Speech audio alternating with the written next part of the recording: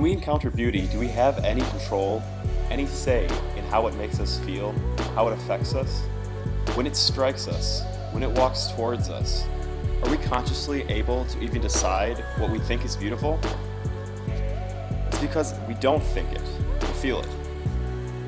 It's beyond our control and completely inexplicable. When we set out to make something, we can have it in our mind's eye that we'd like it to be beautiful, but that doesn't mean that it's guaranteed to be that way. Beauty comes from a different place. I think the thing most interesting to me about this place, Lion's Den Gorge, isn't what brought me here in the first place. It's what brought me back. For me anyways, it's kind of hard to explain what exactly about this place feels special. I think the impact that it had on me had something to do with the way that I was introduced to this place. When I was first brought here, all I really knew about it was that it was called Lion's Den. I didn't know where it was, I didn't know what it was around, I didn't know anything. What I did know, however, is that I was open to an experience. My first time walking on this path was in the middle of the night. Even though Milwaukee was only a few miles away, it still felt like an adventure into the unknown. Maybe it's that we were being too loud, or maybe it's just that I wasn't listening. But the sound of Lake Michigan's waves crashing against the shore had gone completely unnoticed by me, until suddenly, in a single moment, I was completely overcome by them.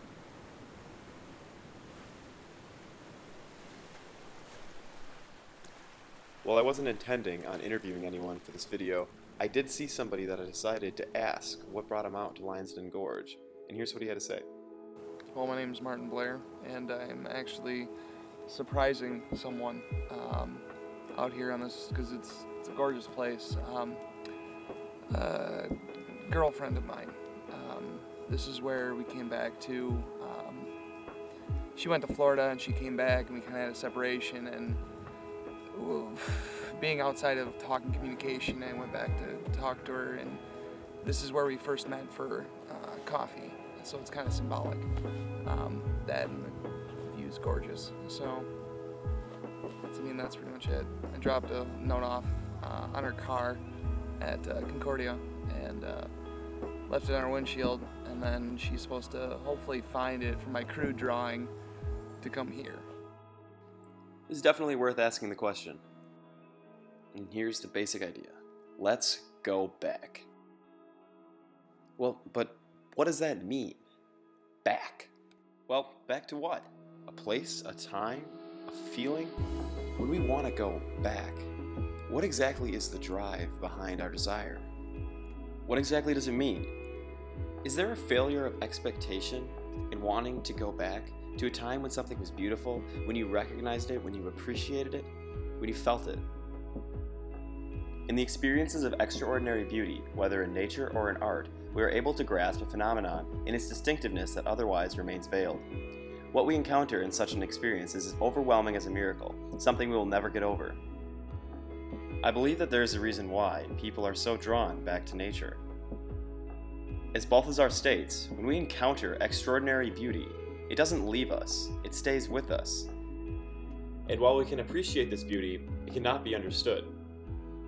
As Balthasar states, to dispel the charm of beauty by reducing its appearance into some truth lying behind or above it is to eliminate beauty altogether and to show that it was never really perceived in its distinctiveness. That is to say, the human person is capable of receiving the weight and the glory of God, but not understanding it. While there's certainly beauty in human love, its finitude limits it from approaching the glory of God. The beauty we find in nature, on the other hand, does not possess these same limitations that human love does. And yet this aesthetic beauty we find in nature is to be as equally inconceivable as the beauty we find in human love. Already in the realm of nature, Eros is the chosen place of beauty. Whatever we love, no matter how profoundly or superficially we may love it, always appears radiant with glory.